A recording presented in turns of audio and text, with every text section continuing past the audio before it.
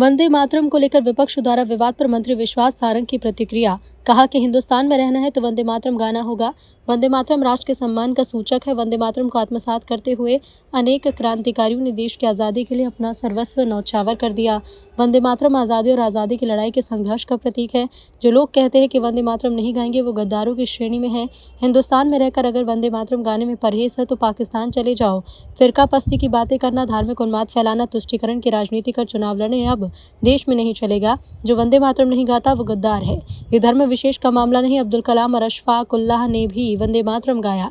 इस प्रकार की बातें करके धार्मिक उन्माद फैलाना चाहते हैं तो नहीं चलेगा। गद्दारों को यदि वंदे मातरम गाने में परहेज है तो पाकिस्तान की नागरिकता लें। हिंदुस्तान में रहना है तो वंदे मातरम गाना ही होगा। वंदे मातरम ये राष्ट्र के सम्मान का सूचक है।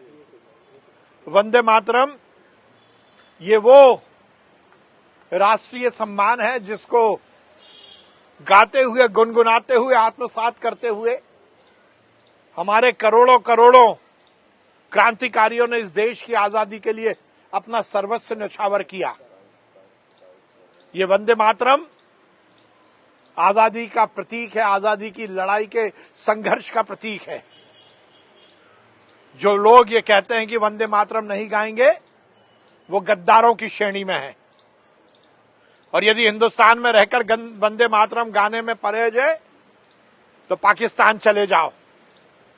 फिरका परस्ती की बातें करना, धार्मिक उन्माद फैलाना, तुष्टीकरण की राजनीति करके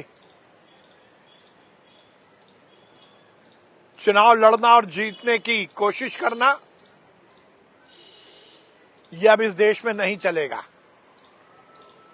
मैं फिर कहूंगा, जो वंदे मातरम नहीं गाता वो गद्दार है। ये धर्म विशेष का मामला नहीं है।